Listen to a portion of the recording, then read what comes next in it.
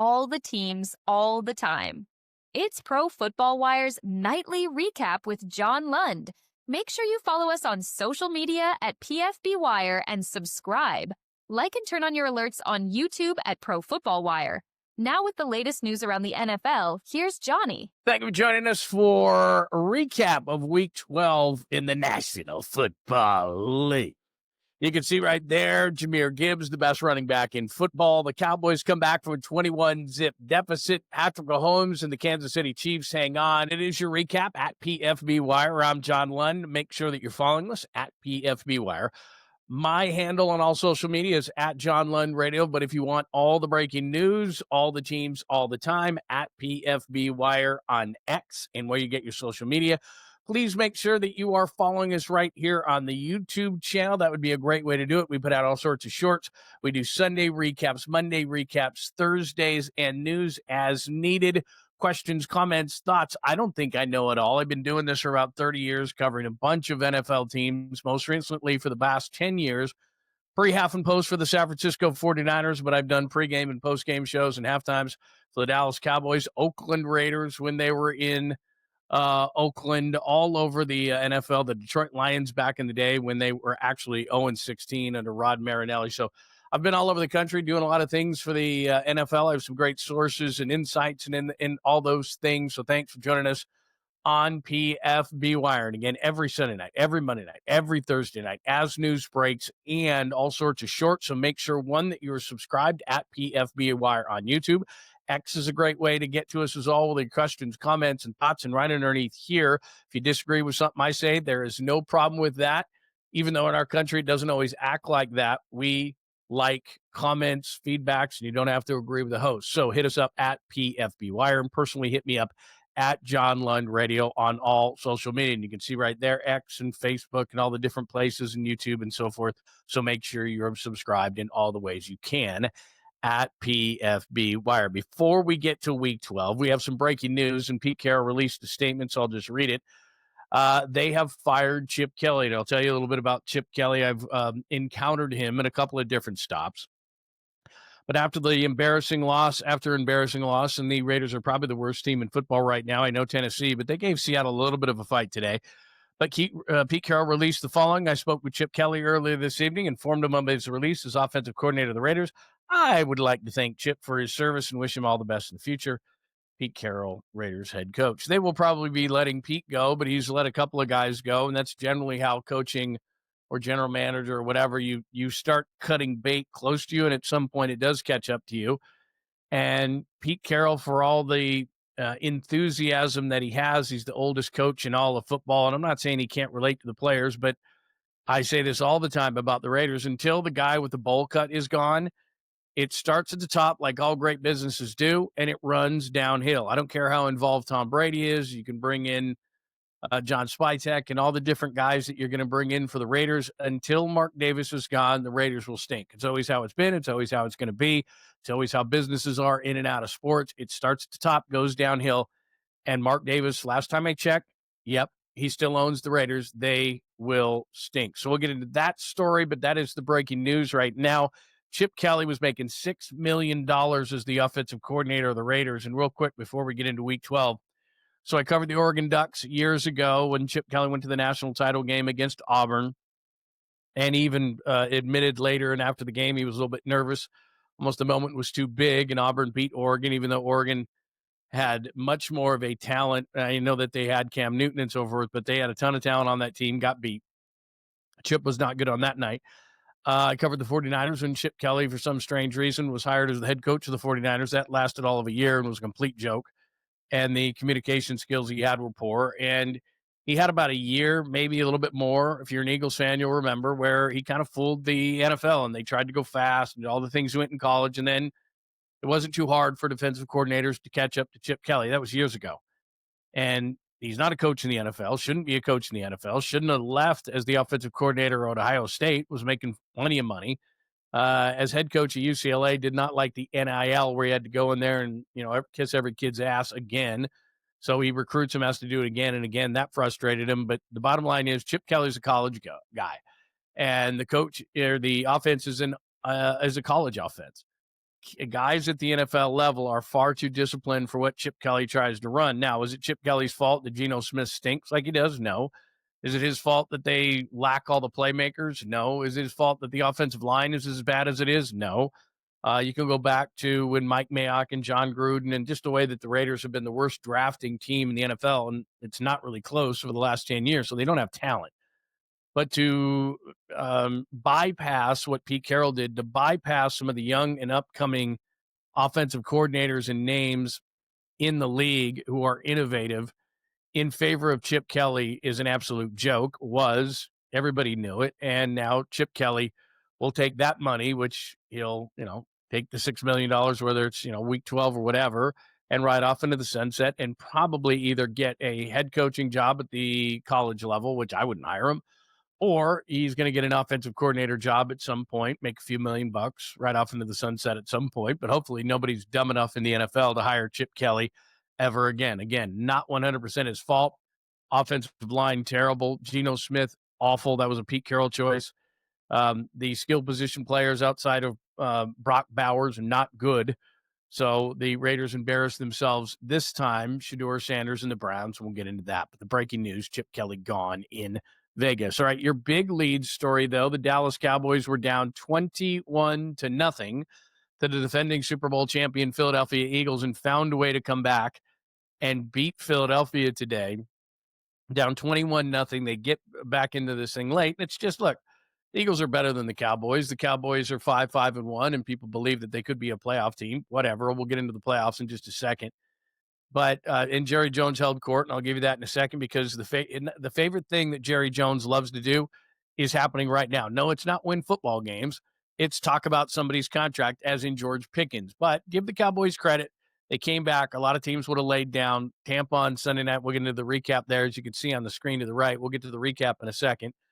But a lot of teams would have laid down. Tampa and Baker Mayfield got hurt. We'll get into that and what that does in the NFC picture into the Buccaneers.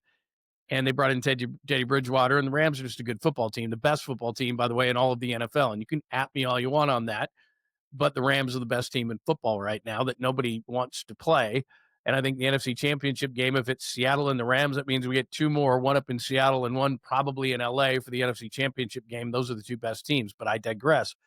There's just a problem with the Eagles. We know it. Offensively, Jalen Hurts has the look on his face. A.J. Brown can't wait to get out of town. Saquon Barkley sold his soul to the devil last year to have the kind of season that he had, and they won the Super Bowl. When they lose, there's just a lot of egos in that room, and it's just not working out. It's not working out offensively, defensively, all across the board. They shot themselves in the foot with turnovers to let Dallas back in the game. In fact, I don't know why Dallas, when the game was tied at 21, didn't just kick a field goal with 3:46 left in the game. They didn't. They didn't get the touchdown.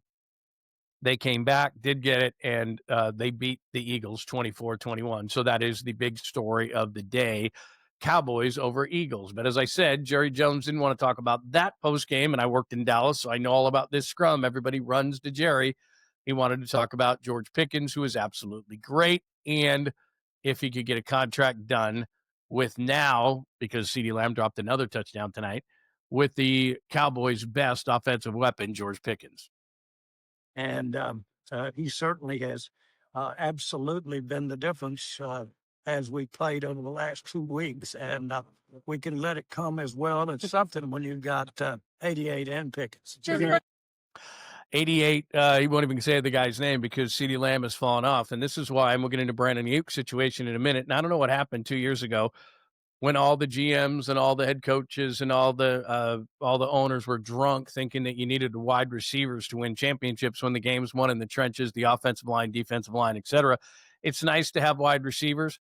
They're like frosting on the cake, and we're going to get into Jackson Smith and Jigby in another great game and win over the Titans today for Seattle, but they are not necessary. They are nice, but they are not necessarily to win championships. So what are the Cowboys going to do with George Pickens? He loves this stuff, does Jerry. Didn't want to talk about the game. Wow, what a great comeback. George Pickens is going to be the latest to draw out all season, and Jerry, just bring it on, bring it on. Talk about me, First Take. Talk about me, Stephen A. Talk about me, Cowherd. Everybody talk about me. Am I going to get a deal done with George Pickens? Waits till last minute with Dak. Gets a deal done with CeeDee Lamb. Doesn't get done with his best player, Micah Parsons, who, by the way, now has double-digit sacks as the Packers beat the Vikings in Week 12. But he loves this whole thing. Just run to me and talk about George Pickens. The Cowboys are 5-5-1, and to me are not a serious contender in the NFC, but a nice win today over the Eagles. And to me, yeah, I don't know if it's a Super Bowl hangover. You tell me. I don't know what's wrong with the Eagles. There's something going on in that locker room. They just don't look right. Nick Sirianni, not a lot of people like him anyway, in or out of the organization. Jalen Hurts doesn't look right. Saquon's not right. AJ's not right. I think Vic Fangio can get that defense going, and I certainly still wouldn't want to see the Eagles in the playoffs, but they're just missing the are the Eagles. Certainly last year they wouldn't have allowed Dallas to come back like that. So winners and losers. Well, let's look over the scoreboard. As we look at Week 12, it is PFBWire. John Lund with you. Pro Football Wire and at PFBWire on all your social media, plus YouTube here. So let's check everything out and look at what's going on as far as the scores today, and we'll go over winners and losers. As you can see right there, the Bears beat the Steelers 31-28. No Aaron Rodgers, and we thought that the Steelers were a fraud. Anyway, I don't know what to make of the Bears. As look right there, the Bears. Still just over 50% of his passes complete is Caleb Williams, 19 of 35 for 230, but 3 touchdowns. He just kind of wins games. He doesn't do it in the best fashion. He'll run. He'll play backyard football. He's still not great from the pocket, deciphering things, but they're doing enough to get it done. And Ben Johnson is legit. So 8-3 are the Bears, even though if and when they get in the playoffs, if and when they could win that division, which is amazing to me. I don't fear the Bears, and I don't think they're on the level of the teams, of the elite teams in the NFC. The Patriots pull one out against the Bengals. Joe Flacco and the Bengals had a chance, but couldn't get it done. And Drake May holds on. Wasn't great, just okay. But again, for him to just be okay at 22 of 35 for 294, not bad. So they get the win. And I can't believe the Patriots are 10-2. One of those losses, by the way, the opening day, Week 1 against the Raiders, which we'll get into. Again, the Giants, as they always do, and I'll show you a graphic in just a second. The Lions, 34-27 over the Giants. We'll get to some video of that in a minute. The best running back in all of the NFL, at me all you want, you're wrong, I'm right, is Jameer Gibbs. 15 carries, 219 yards, 2 touchdowns, the 69 yarder to win this whole thing, despite Jameis Winston, who was really good, 2 touchdown throws and a touchdown catch. He's just fun to watch, whether you like him or not. Jameis Winston, they should have won this game. They were up 27-17 in the fourth quarter. Where have you heard that before? The Giants just don't know how to close games. Jameer Gibbs, by the way, in addition to the 219 on the ground, caught 11 balls as well. The Vikings, you think they wish they had Sam Darnold back? 23-6. The Pack gets the win. And again, Jordan Love just okay. I thought that the Packers were among the elite in the NFC. I don't think that anymore. Seattle, they were blowing out Tennessee. It was 23-3 at one point, not as close as the final score would indicate. Good that Cam Ward, if you're a Tennessee fan, Cam Ward showed some flashes today and easily his best game, 28-42, 256, and a touchdown. Seattle kind of played down to the competition. And I hate the term trap game, but maybe after that loss in LA last week, especially as well as they played defensively a little bit off.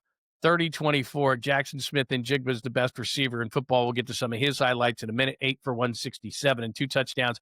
Broke the record for a Seahawk receiver, receiving yards in a season for the Seahawks, 167 and 13-13 on the year.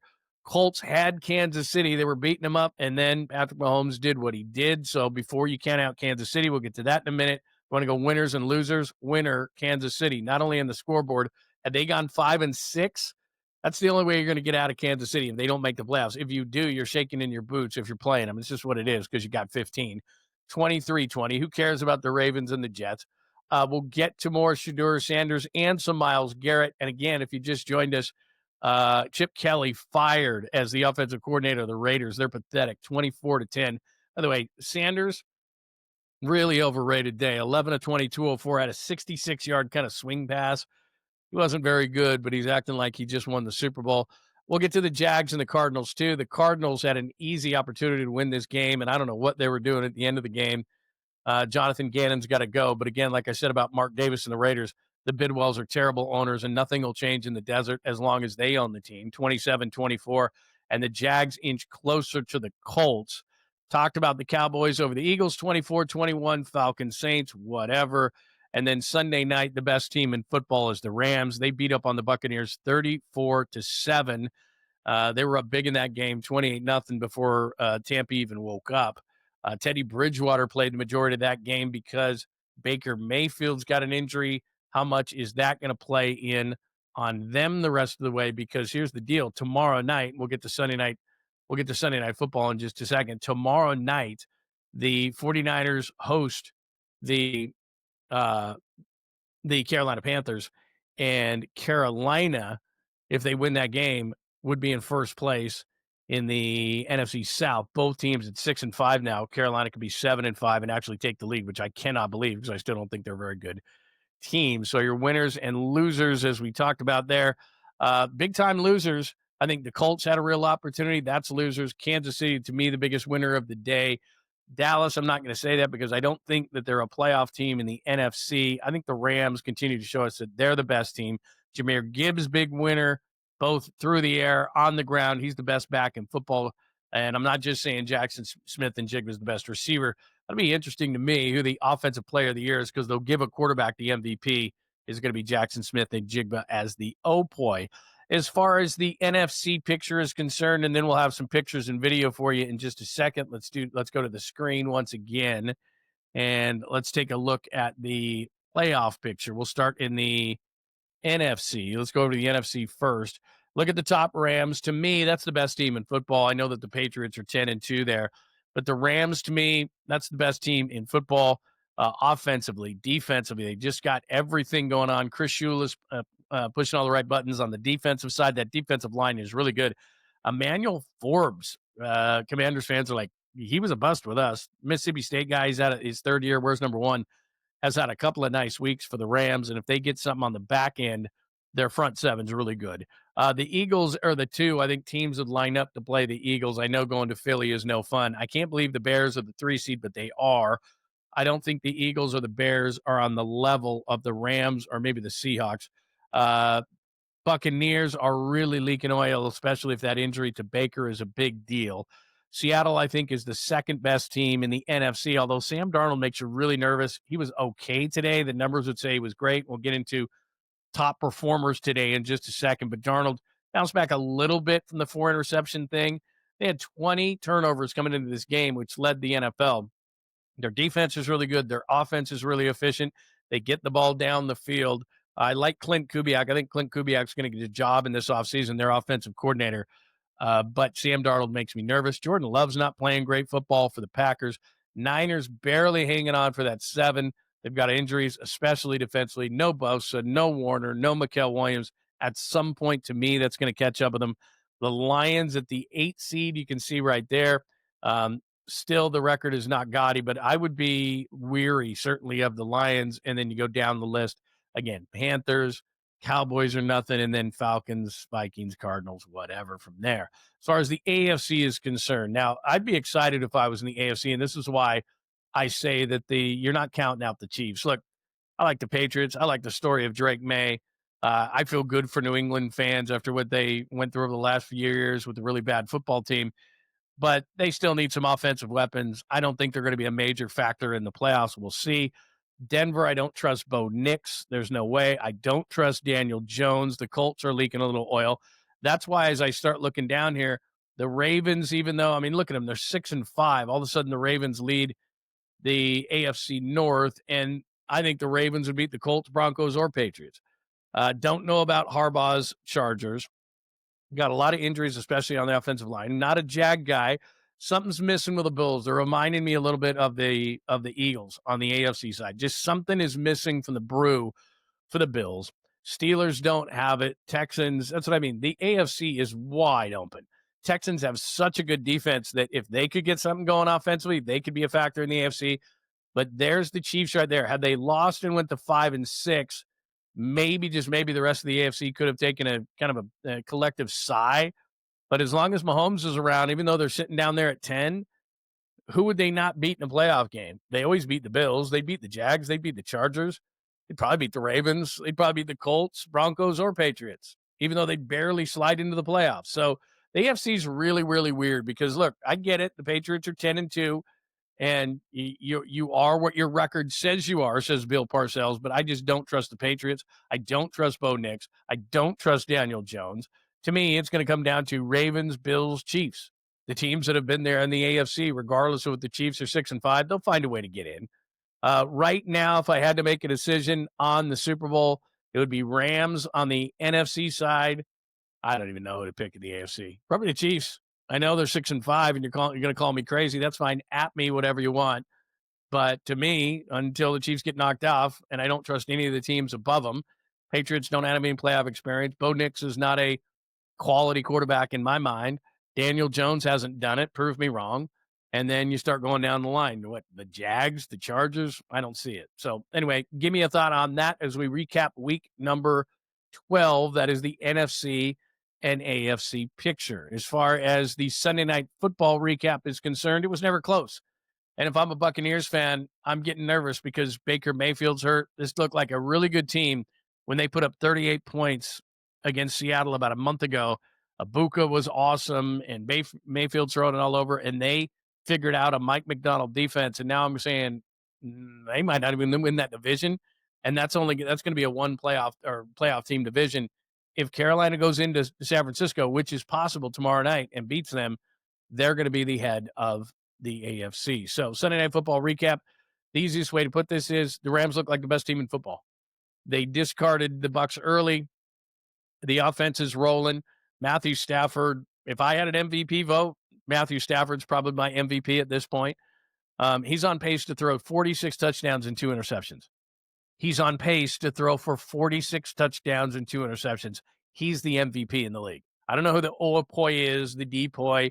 I'd say is Myles Garrett, but the MVP is Matthew Stafford. All right, before we get to the fight for number 1 to Monday Night Football, let's look at some of the stuff that has happened. So we talked about the Cowboys and the Eagles.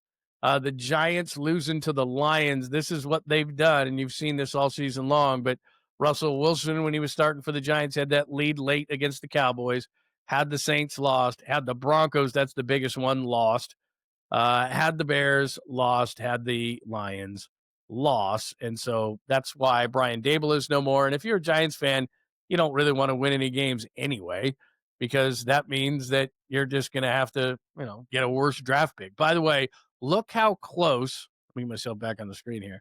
Look how close this field goal. Jake Bates made a 59-yard field goal for the Lions to beat the Giants, or to put it into overtime. And then Jameer Gibbs had the 69-yard touchdown run, and then the Giants could not score on the other side of it. But this is what put the Giants and Lions into overtime.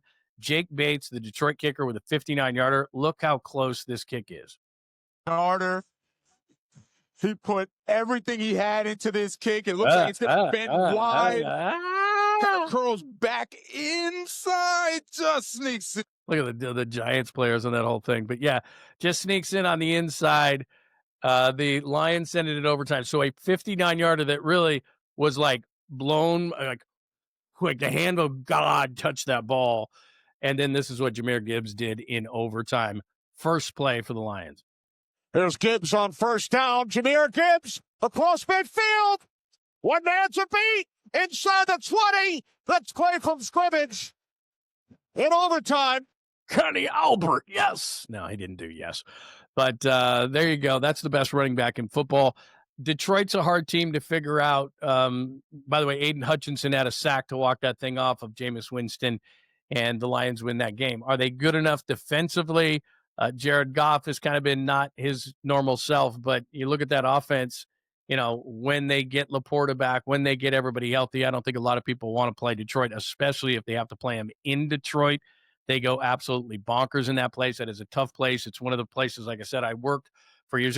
Ford Field wasn't like that when I was there. Let me tell you, when you go in 16, it's a little bit different. But anyway, the Lions are just one of those teams that are kind of hanging around. And I know the Bears lead the NFC North, but I think the Lions are the best team in that division. So the Lions get that victory. The other big story of today is Shadoura Sanders. Now, again, if you looked at his numbers, 11 of 20, 204 yards and a touchdown. He played okay. Had a little screen pass that went for 66 yards. Everybody's acting like that long list. I know people have the jersey. It's got all the list of all the Browns quarterbacks that they've drafted, from Tim Couch to Manziel to Brandon Weeden to, the one I'm talking about, Brady Quinn. Like, they've just all these bad quarterbacks, right? And everybody acted today like Shadoura Sanders was going to be like the guy to pull him out of this. I don't see it. Look, great win. Good for you, kid. I'm not an anti-Shadoura Sanders guy. Threw an interception today. He was just okay. The Raiders are just that bad. Here's Shadoura Sanders actually before the game. We cool, calm, collective life. This ain't nothing to us. And what do you hope to show against this Raiders defense, your teammates, yourself, and these Browns fans with your play today? I'm who they've been looking for. Appreciate it. Look, I'm all for confidence, man. Very cool. Very cool. I have no issue with that whatsoever. I just kind of think it's a little bit funny because I'm just not a Shadoura Sanders fan, but we shall see. Look, the kid succeeds. After the game, he was asked a bunch of questions, and he said, I cannot fail. I will not fail. That's fine. I know Deion Sanders. I worked with Deion in Dallas for a number of years. That's what he instills in his kids. They have that belief. You got to believe as an athlete. I'm never going to get on an athlete for being confident. I'll just say we shall see, because I'm sure on all the talking head shows in the morning tomorrow, which I don't watch, but they'll say this, and one will scream it very, very loud at the decibel level of jet engine, which is that they should have been starting them the whole way and all this kind of stuff. Look, they won this game on defense. They won this because the Raiders are so bad. He made a few plays. Like I said, 11 of 20, barely over 50% for 200 yards, which a lot of them were run after the catch kind of plays. He made one really good throw in this game, which was near the goal line. A nice throw. I mean, it was like 40 yards on a rope down the right side. I'm not crowning him anything at this point. This is why they won the game, Mr. Myles Garrett. Oh, man. Myles Garrett just swats the ball out of the hand of Geno Smith. And it's recovered by the Browns. Myles Garrett now has 18 sacks. He had 3 against the Raiders. The Browns had 10 on the day, and that's one of the reasons why Chip Kelly is the former offensive coordinator of the Raiders. But they won the game on defense, and Myles Garrett is going to be the defensive player of the year. And by the way, he set a record for fastest too. What has he got, like 118 sacks or something like that now, Myles Garrett. So he sets another mark.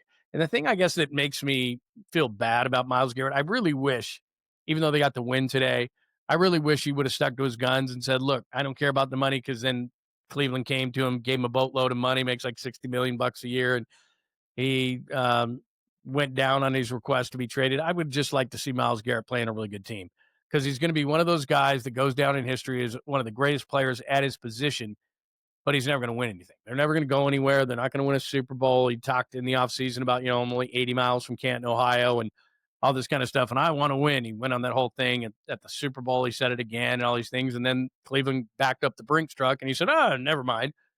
And so the next time you think to yourself it's not all about money, it is all about money, and that's fine. I have no issue with it, but don't complain after games when you lose. Now, they won today, but all year long, a lot of times he's alluding to the offense and not getting it done, and maybe that he, would ask for another trade in this offseason because of not to get too deep in the minutia of this, but you signed a big deal. They're not going to be able to trade you in the offseason. Cleveland's not going to go anywhere, even though that division's not very good.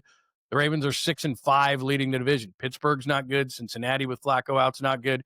And the Browns still can't get anything going. They're a decent team on the defensive side, but I don't think Shadoura Sanders is going to save them on the offensive side. Speaking of sacks, this was pretty funny. The Steelers and Bears game today won by the Bears to put them at 8-3.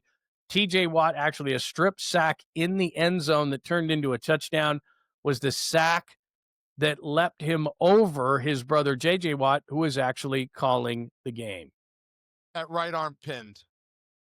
And that is sack number 115 for TJ. That's it. I'm going to put the pads back on because this is preposterous. I'm sure John and Connie would love that. Mom, Dad, Uncle Jared, good to see you guys in the crowd. So there you go. That was pretty funny. J.J. Watt calling T.J. Watt passing him as one of the best pass rushers of all time, and he's not even done, but the Steelers do lose. All right, a couple of more things. I told you who was the best receiver in all of football, and he has 1,313 yards That is Jackson Smith and Jigba, and he makes it look really easy. Seattle beats Tennessee 30-24. Wasn't really that close, but he had receptions of 63 and 56. The 63 was a touchdown. Asset that they've brought in. Darnold with time going up top for Jackson Smith, and Jigba drops it in the bucket, and he will backpedal for a touchdown. Probably most improved as well. Not only is he the best receiver in football, he's probably the most improved player. He's at about 110 yards a game. He's back on pace to break 2,000 on the season, which nobody has done. Calvin Johnson is the closest. He's the record holder. And right now, Smith and Jigba's on a pace to go over 2,000 yards in the season. I know it's 17 games.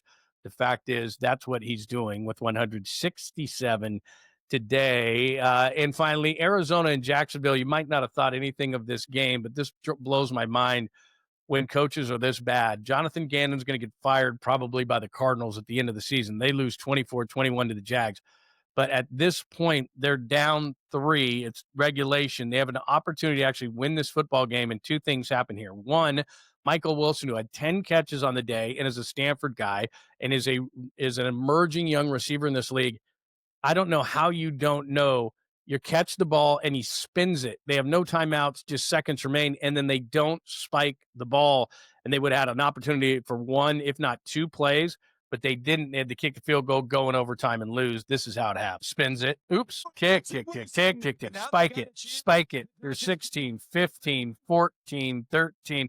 Could have spiked it at 16. So because, and then it says 7 there, but it was actually 6 seconds. So because there was then only 6 seconds on the clock, Jonathan Gannon afterwards, the head coach of the Cardinals, said, well, we just had to kick the field goal at that point. They did. They tied it. They lost the game in overtime. If Wilson, Stanford player, 10 catches, great player, spins the ball, no timeouts, less than 20 seconds on the clock. You have to catch that ball, get down, get back to the huddle. You got to hand it to the official. He spots it. You can save time. He spins the ball. Cost him about 3 seconds trying to go after the ball, run it to the official. So right there, instead of, if he doesn't spin it, they probably have 9 seconds. If Brissett, who's a veteran, 33 years old, just spikes it, they've got about 15 or 16 seconds. So you can probably run from the 9-yard line 1 or 2 plays. They don't spike it. Wilson spins the ball, and the Cardinals lose. Early in the season, now they're 3-8, but early in the season, they lost 5 games by a total of 13 points. Players play, coaches coach. I get it. But good coaches would have made that difference up. Your players got to know. You can't spin that ball, you moron. Jacoby Brissett, you're spiking the ball at that point. We've got 2 plays. It's first down. We can get 2 plays potentially. Now, they've got to both go to the end zone. You can't run the football. They had no timeouts. But you score a touchdown there, you win the game. If I'm the Bidwells and I'm looking at that thing, my coach has got to go. And look, they're a terrible ownership group, and it's why the Cardinals lose. And they could fire Jonathan Gannon. They're going to bring in another guy, and another guy, and another guy, and another guy, and they're still going to lose because the ownership's bad. But that kind of loss is on a head coach. Jonathan Gannon's got to go in Arizona. And finally, one more thing before, well, let's just do it now. MNF at the bottom there, Monday Night Football. But the big story, the 49ers host the Panthers. And again, what's on the line there? I showed you the 49ers are trying to stay in the playoff picture and hold off the Lions. If they lose, the Lions jump to the 7, and the 49ers are out of the playoffs, at least at that moment. That's one of the stories. And then, of course, the Carolina Panthers could win, and they would actually be leading the NFC South. Dave Canales, give him a ton of credit. The head coach of the Panthers, Bryce Young, I don't know what his future is going to be, but whatever the case may be, Carolina didn't look like they had the kind of talent to be a plus 500 team this year, but look at them, especially early in the year. And with a win in San Francisco, which they could get, with all those injuries on San Francisco's defense, that's going to be the game on Monday night. But the bigger story with the 49ers over the weekend, Diana Rossini and Mike Silver of The Athletic reported. And if you don't know Silver, he lives in the Bay Area, and he's got good connections with the 49ers. So there's no doubt in my mind this is true. Here's Kyle Shanahan. They took bonus money away from Brandon Ayuk.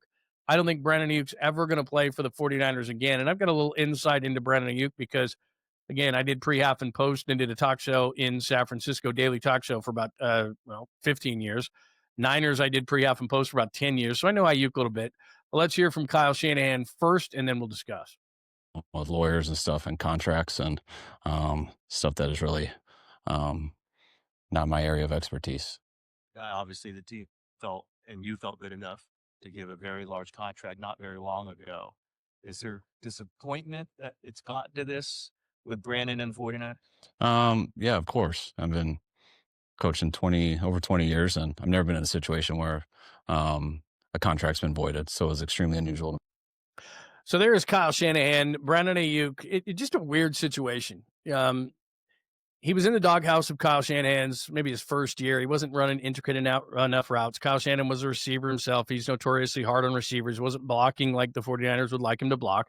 They had traded up to get him, and it took him about a year to adjust. But once he did, he became a very, very good player, and he just got better and better and better and better. But with becoming better, he became more and more like a prima donna. Brandon Ayuk's not a top 10 receiver in this league. He's a nice receiver. But as I told you, but 2 years ago, I don't know why all of the NFL went drunk and paid wide receivers when you know that the game's won in the trenches. I'll pay offensive linemen. I'll pay defensive linemen. I'll pay edge rushers. I'll play corners. Obviously, you're going to pay quarterbacks. Receivers are nice to have, but to me, they're frosting on the cake. And there are three great ones to me right now. There's Jackson Smith and Jigba. There's Justin Jefferson. There's Jamar Chase. And then there's a next level. You need to have them. I'm not saying that you don't. But what I am saying is Brandon Ayuk's never been in that class. The 49ers paid him. The 49ers developed him. I don't know why he's so pissed off, but I know this. He's probably going to end up in Washington next year. Adam Peters helped draft him. He's now the general manager with Washington, and he was with the 49ers. And Deebo Samuel, just like I had predicted, not having a great impact in Washington. I think he's done. Javon Kinlaw went there. I mean, a number of former 49ers have gone there, and that's where Brandon Ayuk's going to try to get to next. He's going to force his way out of San Francisco and think the grass is always greener, even though Jaden Daniels probably with his build can't stay healthy. But they both played at Arizona State before Jaden Daniels went to LSU, and they're buddies. So it's going to be probably Brandon Ayuk in Washington, and the 49ers will go out and look for more wide receivers, and that's fine. I just say good riddance to Brandon Ayuk. I don't know what the issue is. I don't know what the problem is. Kyle Shanahan says he has a good relationship with him. He has a good relationship with a lot of players, but something is amiss with Brandon Ayuk. Apparently, according to the report, he hadn't been in communication with the team. He had been coming early to rehab and then leaving before a lot of the players got there. A lot of the players did not want to talk about anything that's going on with Brandon Ayuk. It's obvious and overwhelming that he's never going to play another game. Could he get healthy this year? I guess. But if I'm the 49ers, I'm not going to risk getting him injured, kind of like Kyler Murray in Arizona, because I'm going to make sure that he's in bubble wrap. Because if he gets hurt, then the money becomes guaranteed. He's going to be on again, and he's already injured. Why bring him back this year? You have Juwan Jennings. You have Ricky Pearsall. You have you've got Kendrick Bourne, guys who've had years. You have George Kittle. You have Christian McCaffrey. The issue for the 49ers will not be offense down the stretch. It's all the injuries defensively. So there you go. That is your PFBWire Week 12 recap. Hit me up. Make sure that you're subscribed at PFBWire on YouTube and all the social media you see right in front of you there, especially on X. Hit me up at John Lund Radio or at PFBWire. We do recaps every Sunday, previews and reviews, Mondays, Thursdays, and we put out a ton of stuff during the week. Shorts, videos, all those things, not only here on YouTube, but a good place to catch us is on X. We put out breaking NFL news all day long. It's all the teams, all the time. PFBWire. That is your Week 12 recap.